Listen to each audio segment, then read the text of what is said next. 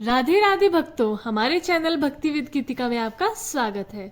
दोस्तों, आज हम राधा रानी के सच्चे दरबार की सच्ची कहानी सुनाने का प्रयास कर रहे हैं।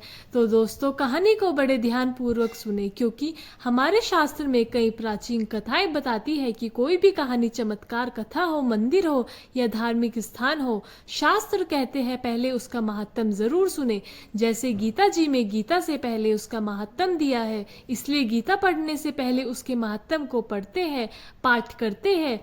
क्योंकि जब तक आप महात्म नहीं सुनोगे या नहीं पढ़ोगे, तब तक आपके अंदर श्रद्धा नहीं जगेगी। इसलिए पहले आप महिमा जाने। अगर आप बरसाने वाली राधा रानी निज जा रहे हो तो वहां केवल राधा रानी का दर्शन होगा, और आप चाहते हो साथ ही राधा रानी की अपार कृपा भी प्राप्त हो, हमारे बिगड़े हुए काम भी बने, तो जरूरी है कि किशोरी जी श्री बांके बिहारी जी की महिमा के बारे में और जाना जाए, ताकि दर्शन के साथ साथ आपके बिगड़े हुए काम भी बने, राधा रानी का दुलार भी मिलेगा और आनंद की चंद श्री बांके बिहारी जी का प्यार भी मिलेगा, जैसे दिल्ली में रहने वाली एक भक्त को प्राप्त हुआ। बड़ी ही सुंदर कहानी है दोस्तों। भक्त के मन में एक संकल्प हुआ, इच्छा भी कह सकते हैं, कि अपना भी खुद का एक घर होना चाहिए। घर का नाम श्यामा श्याम होना चाहिए, क्योंकि जो भक्त होगा उसके मन में हर कार्य में हमेशा भगवान ही दिखाई पड़ेगा। दोस्तों, घर में जब भी नींव रखी जाएगी तो उसमें सबसे पहले हम ब्रज की रज का सेवन कराएंगे, ऐसा भक्त का भाव था। कुछ समय बीता, 2-3 साल बाद उस भक्त की इच्छा भी पूरी होनी को हुई, घर बनने लगा। लेकिन जो ब्रज रज की इच्छा थी वह टल गई। भक्त उदास हो गए, पति घर बनवाने लगे, ब्रज की रज नहीं आई। अभी तक सोचने लगी, शायद राधा रानी को या मेरे भाग्य में नहीं है ऐसा। लेकिन भक्त फिर भी थोड़ी खुश थी कि चलो, अब मेरा सपना घर तो बन रहा है। दूसरी इच्छा, घर का नाम पति से कहकर रखवा दिया श्यामा श्याम। धीरे धीरे भक्त के सपनों का घर भी बनने लगा। दोस्तों, भक्त की आर्थिक स्थिति ठीक नहीं थी, तो घर थोड़ा रुक रुक कर बन रहा था, क्योंकि मकान के अलावा भी भक्त के घर परिवार के लोग थे, तो खर्च भी रहता था। लेकिन भक्त ने जैसा सोचा था, राधा रानी की कृपा से वैसा ही बनता जा रहा था। फिर भी थोड़ा बहुत भक्त का मन उदास तो था ही, क्योंकि भक्त की इच्छा थी कि कैसे भी ब्रज रज आ जाए, मुझे मिल जाए, उस रज को मैं श्यामा श्याम के घर में सम्मिलित करवा दूं। तभी भक्त ने अपने गुरुजी पंडित जी महाराज जी से कहा कि हे महाराज जी, आप कहीं से व्यवस्था कीजिए ब्रज रज की। पंडित जी बोले, हमें अभी समय। जब भक्त ने ऐसा सुना तो विचार किया, अब कुछ भी हो जाए, घर बन ही रहा है तो मैं वृंदावन जाकर खुद ही रज लाऊंगी। उस महिला भक्त को लग ही रहा था कि ब्रज की रज अभी तक आई नहीं, पूरे घर में एक रसोई ही बची है जिसका काम अभी अधूरा रह गया है। बरसाने जाकर राधा रानी के चरणों की धूल जरूर लगवाऊंगी। तभी भक्त दिल्ली से वृंदावन पहुंची। सबसे पहले भक्त ने ठाकुर श्री बांके बिहारी जी के दर्शन किए। बंधुओं, मंदिर में अधिक भीड़ होने के कारण भक्त के पैर में चोट लग गई, जिसके चलते भक्त के पैर में काफी दर्द होने लगा।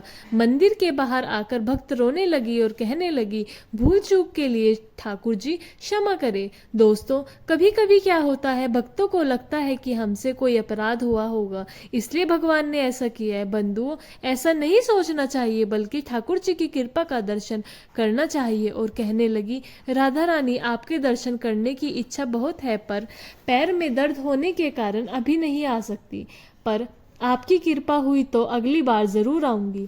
अभी हम घर जा रहे हैं। लेकिन भक्त के पति ने कहा, देखो, आपके पैर में काफी दर्द है, आज यहीं वृंदावन में रुकते हैं, कल सुबह होते ही सीधा घर चलते हैं। पति पत्नी दोनों रुक गए। सुबह जब देखा कि दर्द में अब आराम है, तो उसी समय पति पत्नी दोनों बरसाने पहुंच गए।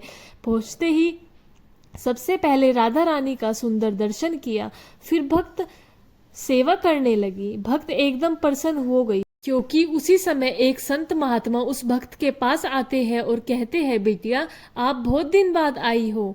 तो भक्त कहने लगी, क्या आप हमें जानते हो बाबा जी? तो संत कहते हैं, हाँ बिटिया, आप कई बार यहाँ आ चुकी हो, तो हमने आपको पहचान लिया है। बातों ही बातों में उधर तब तक राधा रानी की आरती होने लगी। फिर संत जी और भक्त दोनों भीड़ में इधर उधर हो गए। अधिक भीड़ होने के कारण पति पत्नी दोनों एकदम पीछे खड़े होकर आरती का आनंद ले रहे थे। आरती पूरी होते ही वहां से सेवायत भीड़ को चीरते हुए आगे बढ़ते आ रहे थे। आते आते उस भक्त के पास आकर रुक गए और सेवायत गोस्वामी जी के पास आरती की थाली थी। उस थाली में ब्रज की रज रखी हुई थी, उसी में आरती की जोत रखी हुई थी। सेवायत उस भक्त से कहने लगे, बिटिया, इस थाली में आप रज देख रही है, यह मामूली रज नहीं है, यह साक्षात श्री राधा रानी के चरणों की धूल है। इसे तुम दुकान मकान कारखाने में लगा देना, तुम्हारे घर में हमेशा राधा रानी किशोरी जी की कृपा बरसेगी।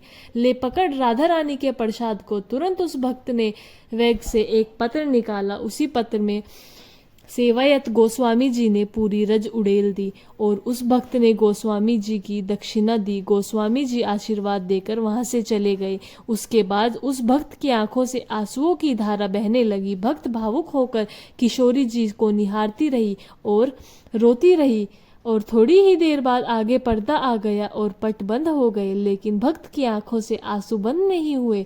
भावुक होकर कहती है, किशोरी जी, आप इतनी दयालु हो, मेरी वर्षों पुरानी इच्छा को पूरा कर दिया।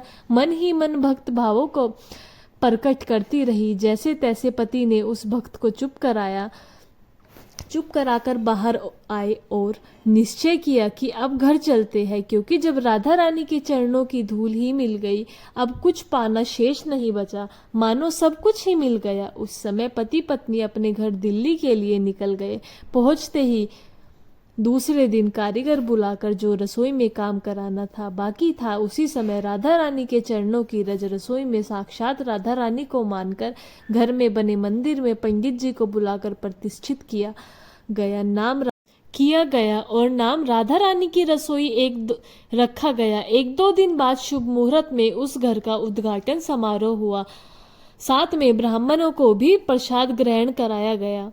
दोस्तों, ऐसे चमत्कार करती है हमारी श्री राधा रानी। तुम्हारी झोली कम पड़ सकती है, परंतु राधा रानी की कृपा में कभी कोई कमी नहीं पड़ सकती।